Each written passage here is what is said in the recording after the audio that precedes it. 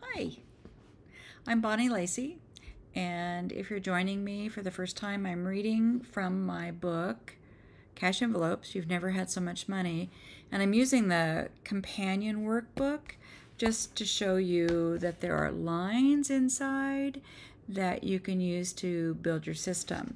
I also have this book for sale also. They're both on bonnielacy.com. If you go to the menu and it's just click on the shop button and they're there right there, along with the other fiction that I write.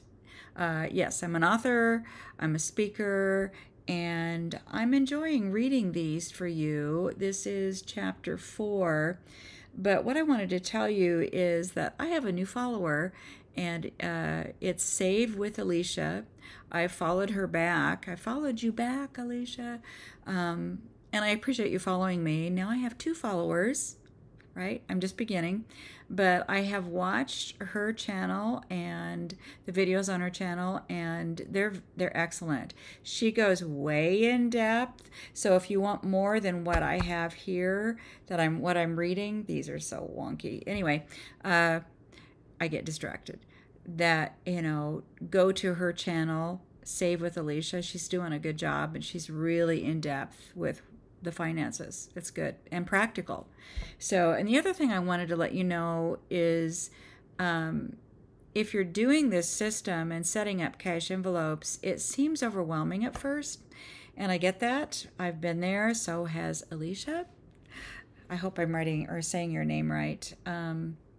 But what if you get to the beginning or middle of December and you have $200 in your cash envelope for Christmas?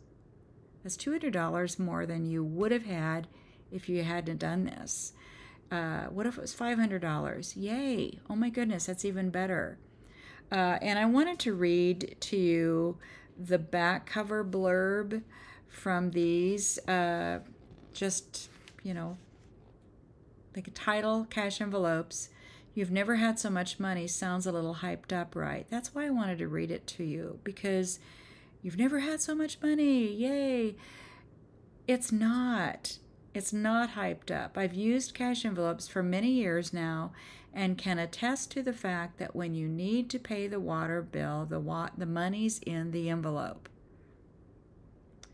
When you want to go to the movies, the money is waiting for you in the entertainment envelope. Cash Envelopes, You've Never Had So Much Money is a simple book about a simple plan that can help anyone live abundantly. And I mean that. It's not a budget. I don't like budgets. It's a hands-on system that will change your life. It changed ours.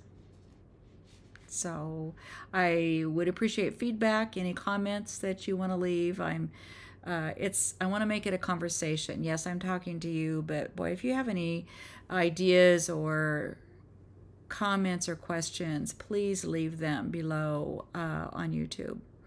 And I'll get started. This is chapter 4, setting it up. Now comes the big day. How does this all fit together and actually work? Read on or listen on. Payday, how much in each? Okay. The check is on your table, whether it's actually there or it has been auto-deposited into your account. You have already figured out how much goes into each cash envelope. Now figure out how many $20 bills, 10s, 5s, 1s that you'll need. You have to break it down because when you go to the bank to get your cash, they need to know. Say you need $250 for food, $30 for Christmas for that envelope, $100 for fuel, $10 for eating out. I know these aren't all of what you'll need, but just for demonstration's sake, just for the example. You should get 3 $100 bills, 2 for food, 1 for fuel. How much do you still need in each envelope? Now figure out the 20s. You'll need 3 of them, 2 to put toward food and 1 for Christmas. What's left? 10s.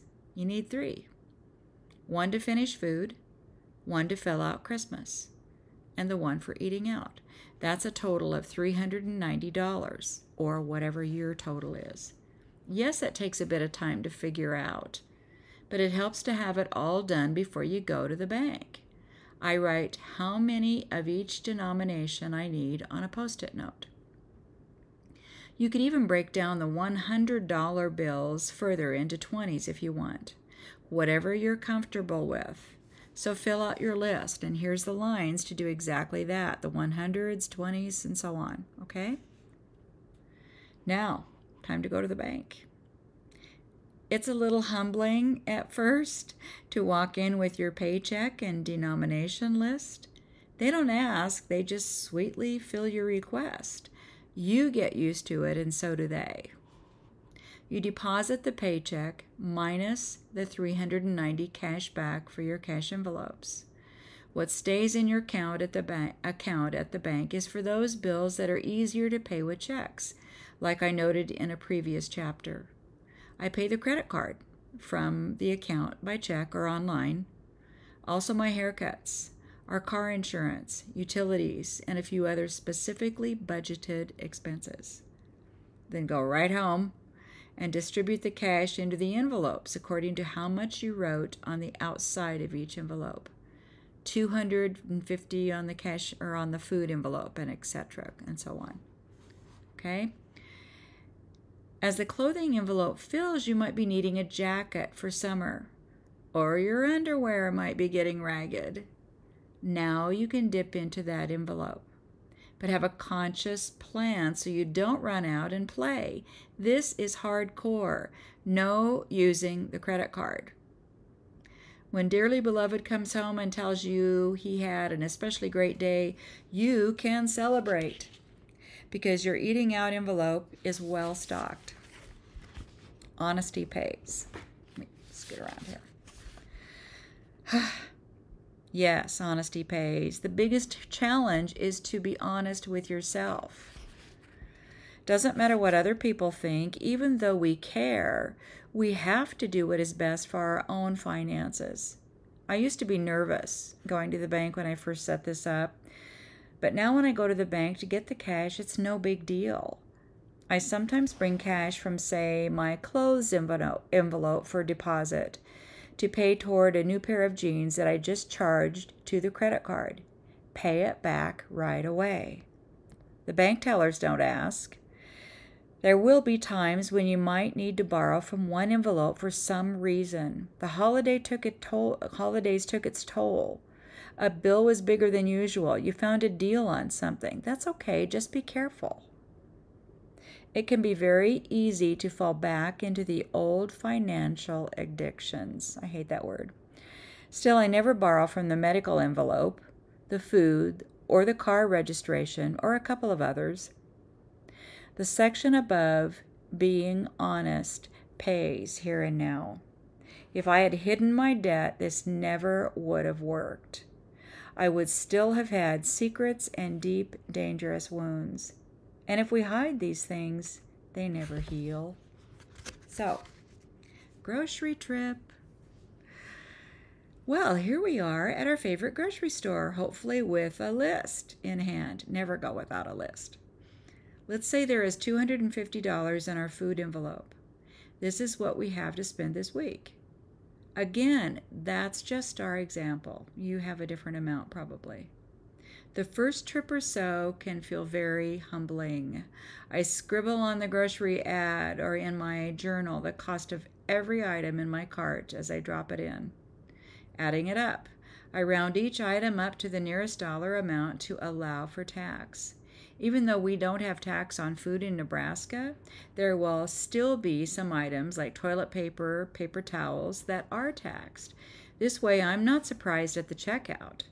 You have a slush in anticipation of any tax as I kind of round up to each amount. Like if it's $2.95 for whatever the item was that has tax on it, then I round it up to $3, and that's what I add in. Or I might have added wrong, right? Stick to your list. There are a few weeks due to Christmas ham or holiday leftovers when my list isn't as long as usual. I use those weeks to buy the large package of sliced American cheese if we're close to running out, or an extra box of the trash bags we like. Everyone else must like those too because they're always out of stock when we shop. If they are in stock, I buy extra and adjust something else. If I'm not really out of flour, then I don't have to buy it. I purchase it on sale and store it in the freezer. Freezing it kills any bugs that might be lurking in all that powdery goodness. I almost always buy extra baking products, sugar, flour, powdered sugar, and brown sugars when they are on sale during the holidays. I have a pantry, but if you don't have a pantry, that's okay. I've used under the bed storage or your linen closet. Be creative. Usually I only purchase bacon when it's on sale. I buy several packages and freeze it. Watch your ads and take advantage of prices. I don't know every price, but I do shop the ads. I have a small grocery store close by that has great ads, and that is what I use to shop from. If I happen to be in a larger town farther away, I check their price leaders and shop their ads. It's humbling, I get it, but it's a very good feeling when I check out. I know how much it will cost, and it's in my envelope. There are no surprises, unless you have little kids that toss something in the cart without you knowing it. Oops.